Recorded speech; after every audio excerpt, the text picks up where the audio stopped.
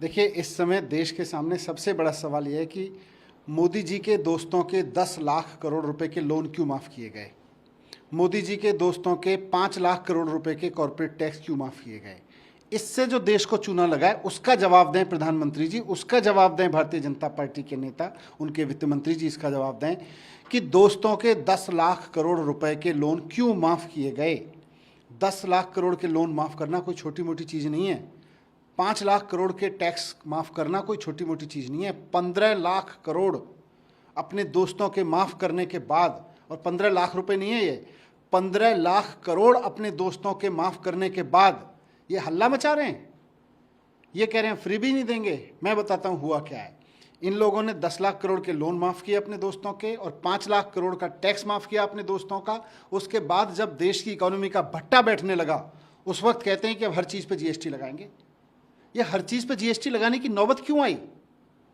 हर चीज़ पे जीएसटी, दूध पे भी जीएसटी, दही पे भी जीएसटी, हर चीज़ पे जीएसटी लगाने की नौबत इसलिए आई क्योंकि आपने अपने दोस्तों को फ्री भी बांटी, आपने अपने दोस्तों को रेवड़ियाँ बांटी, और एक एक रुपए की नहीं रेवड़ी बांटी। ये जो आप दूध दही के रेट पे टैक्स लगा रहे हो ना, आपने 10-10 लाख करोड़ के टैक्स फ्री में दिए, 10-10 लाख करोड़ के कर्ज माफ़ किए, 5-5 लाख करोड़ के टैक्स फ्री में कर दिए। वहाँ से देश को घाटा हुआ, वहाँ से देश की इकोनॉमी का भट्टा बैठा, और उसकी भरपाई करने के लिए आज आप आम आदमी पर टैक्स लगा रहे हो। कह रहे हो दूध भी पियोगे तो टैक्स लगेगा, बच्चों को दूध दोगे तो टैक्स लगेगा, चाय भी पियोगे तो टैक्स लगेगा।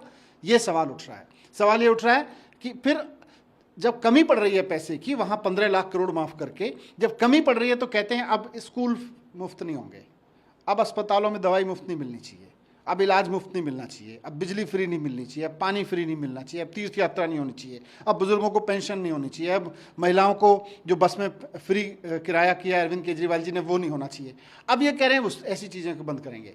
पूरे देश में हाहाकार मचा हुआ है, लोग महंगाई से दुखी हैं, और ये कह रहे हैं कि हम फ्री भी नहीं देंगे। अरे वो फ्री भी बंद करो ना आप। वो जो अपने दोस्तों को लाखों करोड़ रुपए के कर्ज कर दिए माफ, उसकी फ्री भी बंद करो। रेवड़ी वो है, रेवड़ी ये नहीं है जो आम आदमी का बच्चा स्कूल में पढ़ रहा है। संबित पात्रा ने खासकर आपके डिपार्टमेंट पे सवाल उठाए, तो एक्साइज डिपार्टमेंट को लेकर निशाना साधा है कि ये सवाल इसलिए उठ रहे हैं क्योंकि सचिन जैन जिस तरह जेल में है, मनीष सिसोदिया की भी अब वही स्थिति होने वाली, इसलिए सवाल। मनीष सिसोदिया का आपको जो कुछ करना हो कर लेना, लेकिन देश की इकोनॉमी का भट्टा क्यों बिठा रहे हो। मनीष सिसोदिया से आपकी राजनीतिक दुश्मनी, आप जेल में डाल दो, सुकून मिलेगा आपको। लेकिन इस बात का जवाब तो देना ही पड़ेगा ना फिर भी कि मोदी जी के दोस्तों के 10 लाख करोड़ माफ करके देश की इकोनॉमी बर्बाद क्यों की गई। मोदी जी के दोस्तों के 5 लाख करोड़ के टैक्स के माफ करके उनको फायदा पहुंचाया गया, रेवड़ियां बांटी गई और देश की इकोनॉमी का भट्टा बिठा दिया गया। आज भारत सरकार की हालत ये हो गई है कि उसके पास पैसा नहीं है कि वो देश के लोगों को सरकारी स्कूल फ्री दे सके। आज गुजरात के अखबार छपे हुए हैं, आज किसी भी अस्पताल में चले जाओ, प्राइवेट अस्पताल में, लोग अपने लोगों की डेड बॉडी के लिए तड़प रहे हैं। क्यों? उनको फ्री भी नहीं चाहिए, उनको अपने लोगों की डेड बॉडी चाहिए। लेकिन सरकार कह रही है नहीं, फ्री इलाज नहीं मिलना चाहिए किसी को, चाहे किसी का कोई मर जाए डेड बॉडी भी मिलेगी तो पैसे दे के मिलेगी। ये फ्री भी है, ये रेवड़ी है। रेवड़ी वो नहीं है 10 लाख करोड़ की बांटती, उसका जवाब दें ना।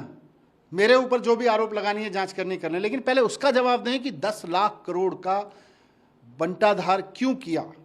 देश की इकोनॉमी का, देश की अर्थव्यवस्था का, देश की आर्थिक हालत का इतना बंटाधार क्यों कर दिया कि दोस्तों के चक्कर में दोस्तों को रेवड़ियां बांटते रह गए।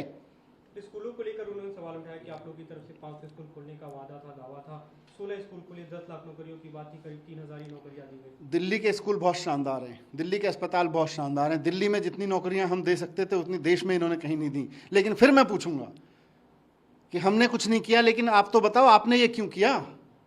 आपने ये 10 लाख करोड़ क्यों माफ।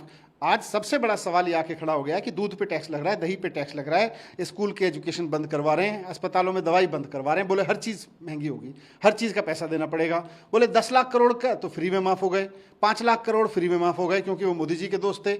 आज आम आदमी अपने बच्चे को स्कूल में पढ़ाना चाह रहा है, कह रहे हैं कि नहीं नहीं सरकारी स्कूल फ्री नहीं होने चाहिए, और सरकारी स्कूल बनवा ही नहीं रहे इसलिए। बोले सरकारी स्कूल बनाने के लिए पैसा नहीं है, प्राइवेट स्कूलों में पढ़ लो।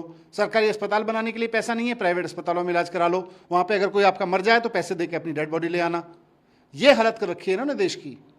सर एक दूसरा सवाल ये है जो पंजाब से जुड़ा है कि पंजाब में आज गवर्नर ने वहाँ पे 1 MLA 1 पेंशन की जो स्कीम आप लोगों की तरफ से जो कही गई थी कि ज़्यादातर कई विधायक जो 10 बार से विधायक उन्हें लाखों रुपए पेंशन मिल रहे हैं, उससे अप्रूव कर दिया, अब एक विधायक को एक बार एक ही पेंशन मिल रहा है। यही आम आदमी पार्टी की गवर्नेंस है, यही आम आदमी पार्टी का मॉडल है कि रेवड़ियां अपने दोस्तों को और अपने विधायकों को और अपने नेताओं को नहीं बांटनी है, पुरानी सरकारें पंजाब में यही कर रही थी। आज भगवंत मान साहब को मैं बधाई देना चाहता हूँ, पंजाब के लोगों को बधाई देना चाहता हूँ।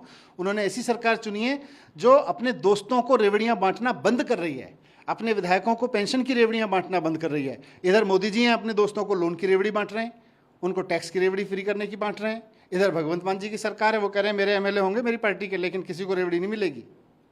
सर एक अंतिम सवाल, यमुना का जलस्तर लगातार बढ़ रहा है, दिल्ली सरकार की तरफ से क्या कुछ ऐसी नहीं, सरकार पूरा एडमिनिस्ट्रेशन लगा हुआ है वहाँ पे। हमारे जो भी यमुना के इलाके के डिस्ट्रिक्ट मजिस्ट्रेट्स हैं सारे एकदम फील्ड पे तैनात हैं, और पुलिस और सारे डिपार्टमेंट सहयोग करके फ्लड करके कहीं भी किसी को जाने नहीं दे रहे हैं, सबको निकाल रहे हैं वहाँ से। नमस्कार, मैं हूं मानक गुप्ता।